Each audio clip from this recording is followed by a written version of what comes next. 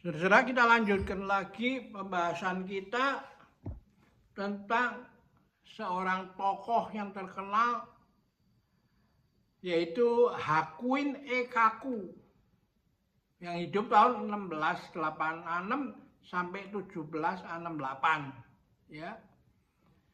Artinya setelah Dogen, ya, 1244 ya, itu berarti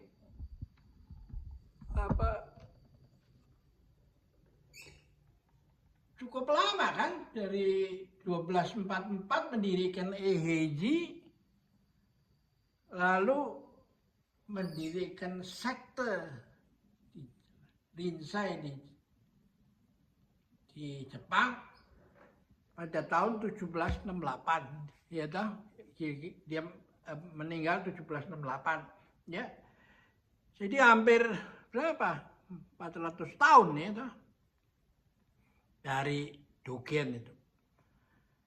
Nah, Hakuin Ekaku ini membawa warna yang baru lagi dalam sekte Rinzai itu, Linzi, dengan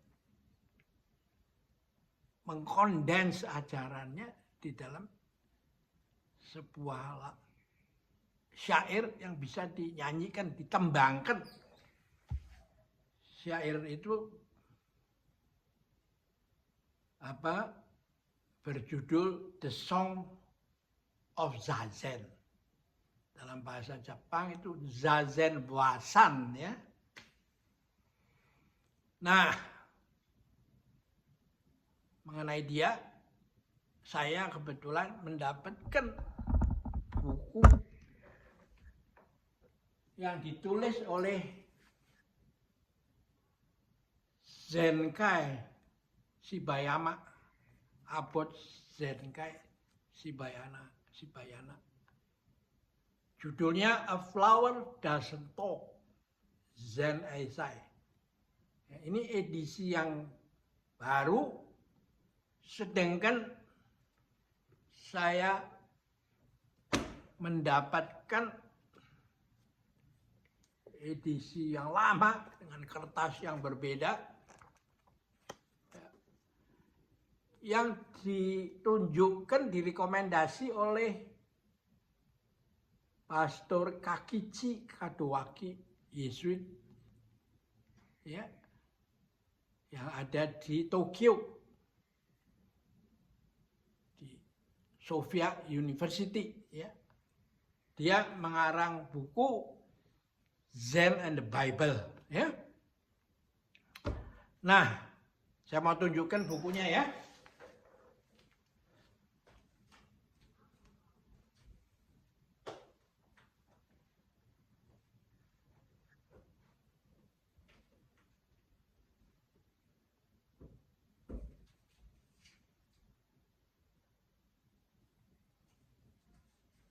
Wah, ntar saya cari lagi, nanti kesempatan lain saya tunjukkan terselip di mana.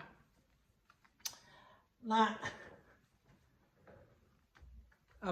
dia menjelaskan bahwa A Flower Doesn't Talk itu adalah satu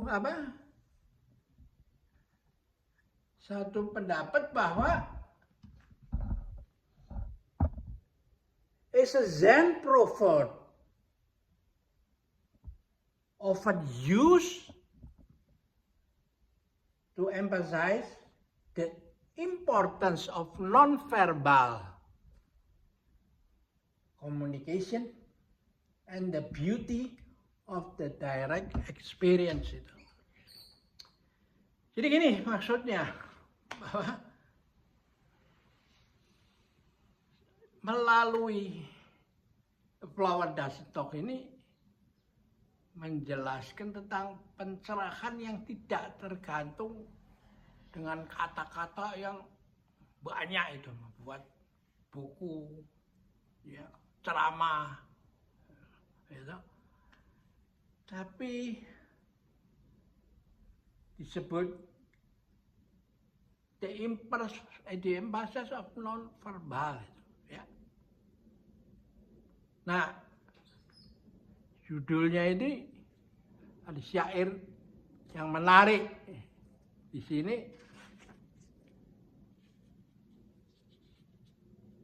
Pure and fresh are the flowers with dew. Murni dan segar adalah bunga-bunga dengan embun. Clear and bright, terang dan bright, cemerlang, bersinar. The singing of the birds itu, nyanyian beburungan, burung-burung ya. Clouds are calm, waters are blue. Awan-awan itu tenang, melayang, mengalir di atas awan, di atas udah langit toh. Dan air pun biru. Who has written the true word of no letter? Siapa yang menulis kitab tanpa sejati, kitab sejati tanpa kata-kata itu? Ya, ini bait pertamanya. Ya. Bait keduanya, lofty are the mountain, green are the tree. Ya. Lofty, megah adalah gunung. Dan hijau adalah pepohonan. Deep are the valley, dalam ada lembah. Lucid are the stream, ombak pun lugas gitu ya. The wind is soft, angin bertiup lembut. Dan the moon is serenade, rembulan bersinar terang ya.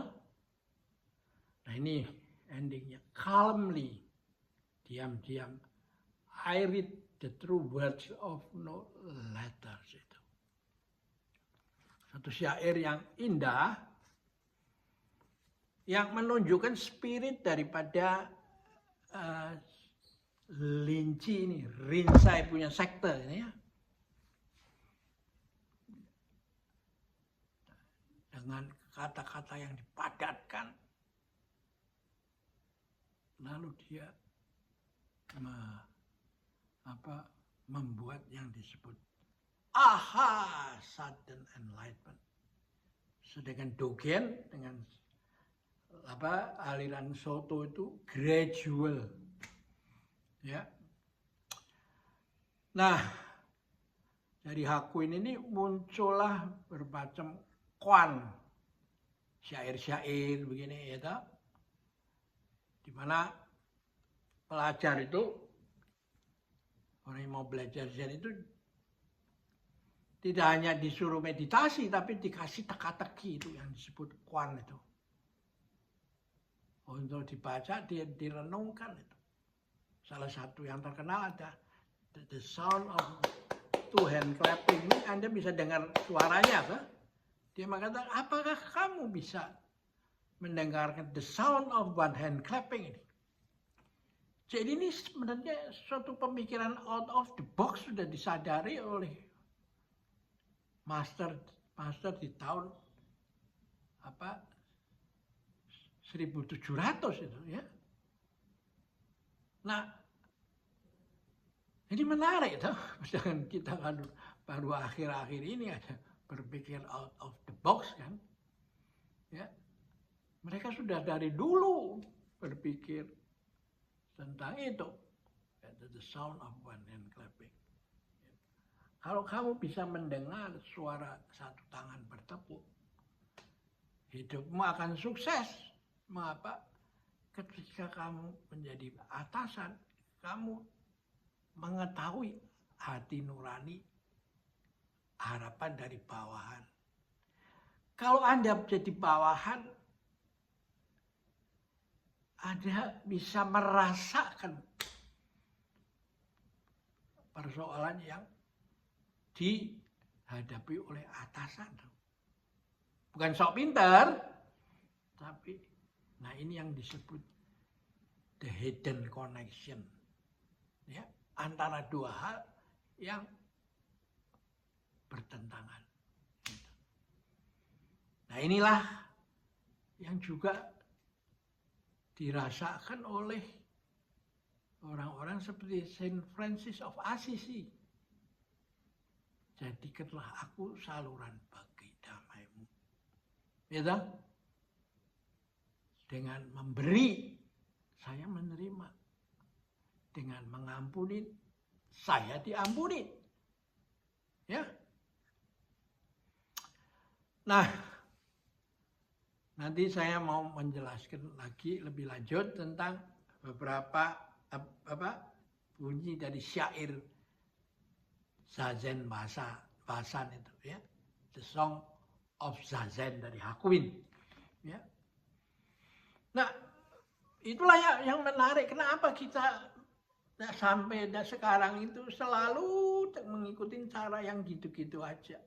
Kalau menyebarkan keyakinan atau agama itu mau mengubah orang yang sudah punya agama yang ada di dianya sendiri.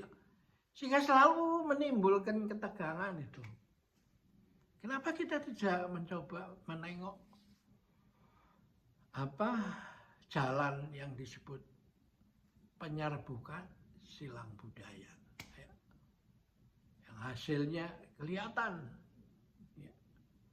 Dan nanti dipengaruhi lagi oleh Yesuit yang ada di mana Jepang, itu membuat Zen bisa membuat langkah raksasa ke Amerika itu. Nah, dibawa oleh orang-orang Jepang yang notabene bahasa Inggrisnya ya kita tahu sendiri kan, ya toh. Karena memang ini tidak tergantung pada kata-kata itu. Karena directly merubah pikiran, lalu perkataan, perbuatan, kebiasaan, dan karakter. Ya. Oke, kita akhirin di sini dulu. Sampai jumpa lagi.